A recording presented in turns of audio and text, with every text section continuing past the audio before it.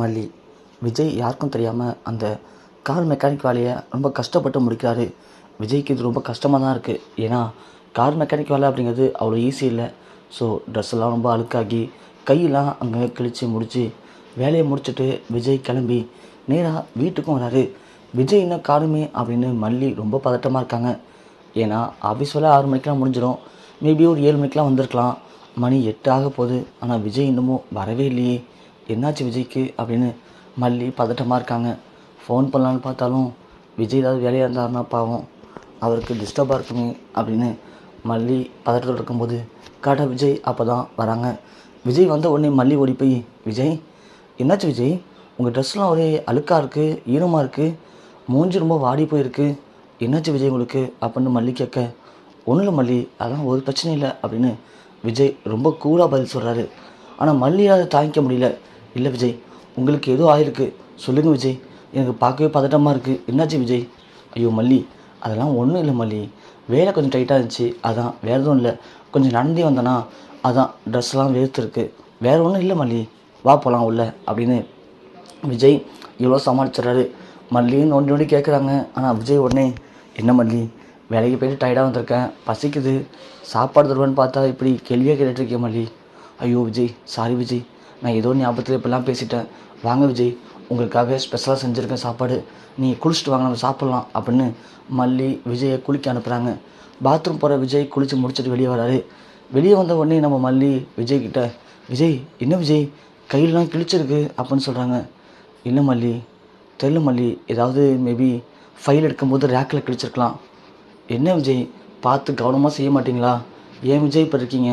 இல்லை மல்லி, இவ்வளோ நாள் ஆஃபீஸில் நான் மேனேஜராக இல்லை, எம்டியாக இருந்தேன், எல்லாமே அவங்க எடுத்து கையில் கொடுப்பாங்க, பார்த்து டேபிளில் வச்சுட்டு போயிட்டே இருப்போம். ஆனால் இப்போது அப்படி கிடையாது. இல்லை, இன்றைக்கி ஒரு ஃபைல் மிஸ்ஸிங், அந்த ஃபைலை தேட சொன்னாங்க, அந்த ஃபைலை தேடும்போது தான் என் ட்ரெஸ்லாம் கொஞ்சம் அழுக்காயிடுச்சு, அந்த இடத்துல மேபி இது கிழிச்சிருக்க வாய்ப்பு இருக்குல்ல மல்லி, நான் ஒன்றும் இப்போது எம்டி இல்லையே, அந்த கம்பெனியில் ஒர்க் பண்ணுற ஒரு மேனேஜர் தானே, ஸோ மேனேஜர் இதெல்லாம் பார்த்தானே ஆகணும் அப்படின்னு விஜய் சமாளிச்சுறாங்க. மல்லியும் உடனே, ஆமாம் விஜய் சொல்கிறது கரெக்டு தானே அப்படின்னு மல்லியும் கொஞ்சம் அசால்ட்டாக அதை விட்டுடுறாங்க. அதெல்லாம் முடிச்சதுக்கப்புறமா இங்கே விஜய்கிட்ட மல்லி சொல்கிறாங்க, விஜய் சீக்கிரமே நீங்கள் நல்லா சம்பாதிச்சு திரும்பவும் பழைய மாதிரி நீங்கள் ஒரு பிஸ்னஸ் ஆரம்பிக்கணும் விஜய், அந்த பிஸ்னஸில் திரும்பவும் நீங்கள் எம்டியாக பதவி ஏற்கணும் விஜய், அப்போ தான் விஜய் எனக்கு பார்க்க சந்தோஷமாக இருக்கும் அப்படின்னு மல்லி சொல்கிறாங்க. விஜய் உடனே, கண்டிப்பாக மல்லி, நானும் அதை தான் ஆசைப்பட்றேன், திரும்பவும் நான் பழைய மாதிரி ஒரு பிஸ்னஸ் மேனாக மாற தான் போகிறேன், நீங்கள் எல்லோரும் பழைய மாதிரி பழைய வீட்டில் வந்து வாழ தான் போகிறீங்க, உங்கள் சந்தோஷம் தான் மல்லி சந்தோஷம், நீ சந்தோஷப்படும் போது கண்டிப்பாக நான் நிறைவேற்றாமல் இருப்பேனா, கண்டிப்பாக நிறைவேற்றுவோம் மல்லி அப்படின்னு விஜய் சொல்கிறாரு. சரிங்க விஜய், வாங்க சாப்பிட்லாம். சரி மல்லி அப்படின்னு நம்ம விஜய் டைனிங் டேபிள் போகிறாரு. ஆனால் மல்லி சொல்கிறாங்க, விஜய் இங்கே இல்லை, வேறு எங்கே மல்லி, டாடா வந்துட்டீங்களா டாடா அப்படின்னு வெண்பா கேட்க, ஆமாங்க செல்லம், சாப்பிட்டியாம்மா அப்படின்னு விஜய் கேட்குறாங்க. இல்லை டாடா, உங்களுக்கு தான் வெயிட்டிங், உங்களுக்கு ஒரு சர்ப்ரைஸ் வச்சுருக்கோம், அதான் நீங்கள் தான் எங்கேயும் வெளியே அழைச்சிட்டு போகவே இல்லை. இல்லைம்மா, டாடா கொஞ்சம் வேலை அதிகமாக இருந்துச்சு, பரவாயில்ல டாடா, எங்களுக்கு புரியுது, அதனால தான் நாங்களே உங்களுக்கு ஒரு சர்ப்ரைஸ் வச்சுருக்கோம், சொல்லுவேன்பா குட்டி, என்னம்மா சர்ப்ரைஸ், வாங்கடா சாப்பிட்டுட்டு சொல்கிறேன். சரிம்மா வாங்க சாப்பிட்லாம். ஐயோ டாடா இங்கே இல்லை, மொட்டை மாடிக்கு வாங்க போகலாம். மொட்டை மாடிக்கா, அங்கே போய் என்ன பண்ண போகிறோம், நீங்கள் வாங்க டாடா சொல்கிறோம் அப்படின்னு விஜயை சர்ப்ரைஸாக அழைச்சிட்டு போகிறாங்க. பார்த்தா மொட்டை மாடியில் விஜய்க்கு பிடிச்ச மாதிரியே சிக்கன் பிரியாணி செஞ்சு, ஸோ அந்த நைட்டு டின்னர் மாதிரி லைட் எஃபெக்டாக செட் பண்ணி மல்லி வெண்பா 2 பேரும் பக்காவாக பண்ணி வச்சுருக்காங்க. இங்கே விஜய் பார்த்தோம் ரொம்ப சந்தோஷப்படுறாரு. மல்லி என்ன மல்லி இதெல்லாம்? இல்லை விஜய், நீங்கள் வேலைக்கு போய்ட்டு வரீங்க, நைட்டு கொஞ்சம் ரிலாக்ஸாக இருக்கணும்ல, அதுக்காக தான் இந்த ஏற்பாடு பண்ணோம், நானும் வெண்பாவும் உட்கார விஜய் சாப்பிட்லாம் அப்படின்னு சொல்ல, இங்கே விஜய்க்கு மனசு ஃபுல்லாக அப்படியே குளிர்ந்து போகுது. ஏன்னா இப்படியாப்பட்ட மல்லியை போய் நம்ம எத்தனையோ முறை கஷ்டப்படுத்திருக்கோம், என் வாழ்க்கையில் நீ வந்ததுக்கப்புறம் நிம்மதியே இல்லை, என் வாழ்க்கையை விட்டு போயிடு அப்படி இப்படின்னு எவ்வளவோ நம்ம பிரச்சனை பண்ணியிருக்கோம். ஆனால் நம்ம மல்லி அதை பற்றி எதுவும் கண்டுக்காமல் எவ்வளோ நமக்கு உதவி பண்ணியிருக்கா, அவளை போய் இப்படிலாம் நம்ம துன்புறுத்தணுமே அப்படின்னு விஜய் ரொம்பவுமே ஃபீல் பண்ணுறாரு. சரின்னு சாப்பிட்டு முடிச்சுட்டு கீழே போய் படுத்துட்டாங்க. படுத்ததுக்கப்புறமா நம்ம மல்லியை பார்த்து விஜய் தூங்காமல் டயர்டில் கூட அவர் முடிச்சுட்டு இருக்கும்போது பேசுகிறாரு. மல்லி, நான் உன்னை எவ்வளோ கஷ்டப்படுத்திருக்கேன், ஆனால் நீ எல்லாத்தையும் மறந்துட்டு இப்படி எனக்காக வாழ்கிறத நினைக்கும் போது எனக்கு ரொம்ப பெருமையாக இருக்குது மல்லி, ஆனால் இது எல்லாம் இப்படியே போயிடாது மல்லி, கண்டிப்பாக நான் இழந்த சொத்து எல்லாத்தையும் மீட்டெடுப்பேன், எடுத்து அதே வீட்டில் ஒன்று மகாராணி மாதிரி கண்டிப்பாக வச்சுப்போம் மல்லி, அது வரைக்கும் இந்த விஜய் சும்மா இருக்க மாட்டேன் மல்லி அது வரைக்கும் எனக்கு எந்த வேலை கிடைக்குதோ அந்த வேலையை செஞ்சு கண்டிப்பாக அவங்க எல்லாரையும் நான் காப்பாற்றுவேன் மல்லி அப்படின்னு விஜய் புலம்பிகிட்ருக்காரு. இங்கே விஜய் புலம்பதை நம்ம அண்ணன் பொண்ணி பார்த்துறாங்க. பாவம் தம்பி வேலையை முடிச்சுட்டு தூங்காமல் இப்படி மல்லிகிட்ட பேசிகிட்டு இருக்காரு. எப்போ பார்த்தாலும் மல்லி தூங்கும்போது தான் பேசுவார். ஆனால் இதே வார்த்தையெல்லாம் மல்லி முடிச்சிருக்கும் போது பேசினா மல்லி சந்தோஷப்படுவார் அப்படின்னு அண்ணன் பொண்ணு நினச்சிக்கிட்டு சரி அங்கேருந்து கிளம்பிடுறாங்க. இங்கே ராஜேஸ்வரி நம்ம ரஞ்சிதார் சொல்லியிருக்காங்க.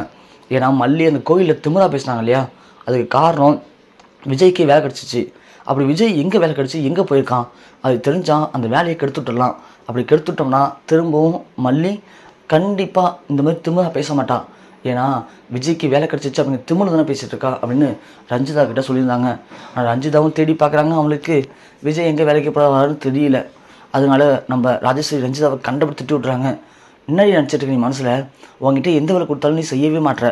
அந்த விஜய் எங்கே வேலைக்கு செஞ்சுருக்கான் அப்படின்னு தேடி பார்க்க சொன்னேன், அதை கூட உங்களால் கண்டுபிடிக்க முடியாதா அப்படின்னு ரஞ்சிதாவை திட்டுறாங்க ராஜேஸ்வரி. ரஞ்சிதா ஒன்று என்ன ராஜ்மா இப்படி பேசுகிறீங்க, நானும் பார்த்து தான் இருக்கேன், அவர் எங்கே வேலைக்கு போகணும்னு தெரியலையே. தெரியலனா என்ன அர்த்தம் ரஞ்சிதா? ஏன் ஒன்றால் இறங்கி வேலை செய்ய முடியாதா? ஏன் நீ இறங்கி அந்த விஜய் வீட்டை போய் நின்றுட்டு விஜய் காலையில் கிளம்பி எங்கே போகிறான் இந்த கம்பெனிக்குள்ளே போகிறான் அப்படின்னு ஃபாலோ பண்ண முடியாது அவனால்? ஏன் ரஞ்சிதா இதெல்லாம் சொல்லி தரணுமா? நீ சின்ன குழந்தையா? இங்கே பாரு, நான் சொல்கிற வேலை செஞ்சுக்கிட்டு என் கூட ஒழுங்காக இருக்கிறதான் இது, இல்லைனா ஒன்றையும் துரத்தி விட்டுருவா பார்த்துக்கோ அப்படின்னு ராஜி கண்டபடி ரஞ்சிதா திட்டி விட்றாங்க. ரஞ்சிதாவுக்கு ஒரு மாதிரி ஆகிடுது. என்ன இது ராஜிமா நாளுக்கு நாள் பேசுகிற பேச்சு சரியில்லையே அப்படின்னு ரஞ்சிதா யோசிக்கிறாங்க. இங்கே ராஜி தன் காரை சர்வீஸ் சொல்லலாம் அப்படின்னு மெக்கானிக் ஷெட்டை கொண்டு போகிறாங்க. அங்கே கொண்டு காரை விட்டுட்டு ஃபோன் பேசி நிற்கிறாங்க. அப்படி ஃபோன் பேசிட்டு இருக்கும்போது திரும்பி பார்த்தா நம்ம விஜய் சைடில் ஒரு கார் சரி பண்ணிட்டு இருக்கதை ராஜேஸ்வரி பார்த்துறாங்க. அட பாவி விஜய், நீ என்னமோ பெரிய இந்த கம்பெனியில் ஒர்க் பண்ணுற மாதிரி உன் பொண்டாட்டி மல்லி சீன் போட்டுட்ருக்கா. நீ இங்கே ஒரு கார் மெக்கானிக்காக வேலை பார்த்துட்ருக்கியா? இந்த கார் மெக்கானிக் வேலைக்கு தான் அவள் அவ்வளோ சீன் போட்டாளா? இது ஒன்று போதும் நான் எனக்கு அப்படின்னு ராஜேஸ்வரி அதை ஃபோட்டோ பிடிச்சிக்கிறாங்க. ஃபோட்டோ பிடிச்சிட்டு அங்கேருந்து கார் எடுத்துகிட்டு கிளம்பிடுறாங்க. கிளம்புவோம் நம்ம ராஜேஸ்வரி நேராக மல்லிக்கு கால் பண்ணுறாங்க. என்ன மல்லி என்ன பண்ணுற, ரொம்ப சந்தோஷமாக இருப்பியே, ஏன்னா புருஷன் தான் வேலைக்கு போயிட்டான் அப்படி இப்படின்னு. ஆமாண்டி, என் புருஷன் வேலைக்கு போயிட்டார் தான், சந்தோஷமாக தான் இருக்கேன், வேணா பார்க்குறியா ஒரு ஃபோட்டோ அனுப்புகிறேன் அப்படின்னு மல்லி என்ன பண்ணுறாங்க, நைட்டு டின்னர் சாப்பிடும்போது ஒரு ஃபோட்டோ எடுத்தாங்க இல்லையா, அந்த ஃபோட்டோ அனுப்புகிறாங்க. பாரடி, நான் என் புருஷன் என் குழந்தைன்னு 3 பேரும் சந்தோஷமாக இருக்கும், எப்படி இருக்கும் பாரு அப்படின்னு ஃபோட்டோ அனுப்புகிறாங்க. அதை பார்த்த ராஜேஸ்வரி, அப்படியா மல்லி, நான் உனக்கு ஒரு ஃபோட்டோ அனுப்புகிறேன் பார்க்குறியா அப்படின்னு சொல்லி ராஜி இங்கே விஜய் மெக்கானிக்கலை பார்க்குற ஃபோட்டோ எடுத்து அனுப்புகிறாங்க. அதை பார்த்து மல்லி செம ஷாக்காகிறாங்க. ராஜேஸ்வரி, என்ன மல்லி என்ன ஷாக் ஆகுற? உன் புருஷன் தான் மெக்கானிக்காக வேலை பார்க்குறான், என்னமோ பெரிய கம்பெனியில் கௌரவமான வேலை, கோடி ரூபா சம்பளம்னு சொல்லி கதை விட்ட. அவன் ஒரு கார் மெக்கானிக் தாண்டி, அவனால் வேறு எதுவுக்கும் லாய்க்கு கிடையாது. அவனே ஒரு அடி முட்டாள் தான், ஒரு வடிகட்டின முட்டாள். அவனால் வேறு என்ன பண்ண முடியும், இதுதான் பண்ண முடியும், புரியுதா? ஒரு மெக்கானிக்காக இருந்துக்கிட்டு உன் புருஷனமோ பெரிய கோடீஸ்வரன் ஆகிட்டாங்க மாதிரி பேசிகிட்டு இருந்தேன். இங்கே பார், திரும்ப சொல்கிறேன், அந்த வேலையும் உன் புருஷனுக்கு கிடைக்கணும் அப்படின்னா நான் சொல்கிறேன் கேட்டுட்டு எனக்கு அடி பண்ணிச்சு போ. இல்லைன்னு வச்சுக்கேன், மெக்கானிக்காக இருக்க உன் புருஷன் அப்புறம் அந்த மெக்கானிக் வேலை கூட லாய்க்கலன்னு அடித்து தொத்த மாதிரி பண்ணிவிடுவேன் அப்படின்னு ராஜேஸ்வரி முடிஞ்ச வரைக்கும் பேசி வச்சிடறாங்க ஃபோனை. மல்லி ரொம்ப ஃபீல் பண்ணுறாங்க. பாவம் விஜய், நம்ம கஷ்டப்படுறோம், நம்ம குடும்பத்தில் காசு இல்லைன்னு சொல்லிட்டு இப்போ அவர் மெக்கானிக் வேலைக்கு போயிட்டுருக்காரு. எவ்வளோ பெரிய கோடீஸ்வரன், எவ்வளோ பெரிய பிஸ்னஸ்மேன் அவரோட தகுதிக்கும் திறமைக்கும் எதுக்காக இப்படி மெக்கானிக் வேலைக்கு போனார்? அதனால தான் நேற்று சட்டெல்லாம் அழுக்காகி கையெல்லாம் கிழிச்சு வந்தாரா. ரொம்ப பாவமாச்சு அப்படின்னு மல்லி விஜய் நினச்சி ரொம்ப ஃபீல் பண்ணுறாங்க.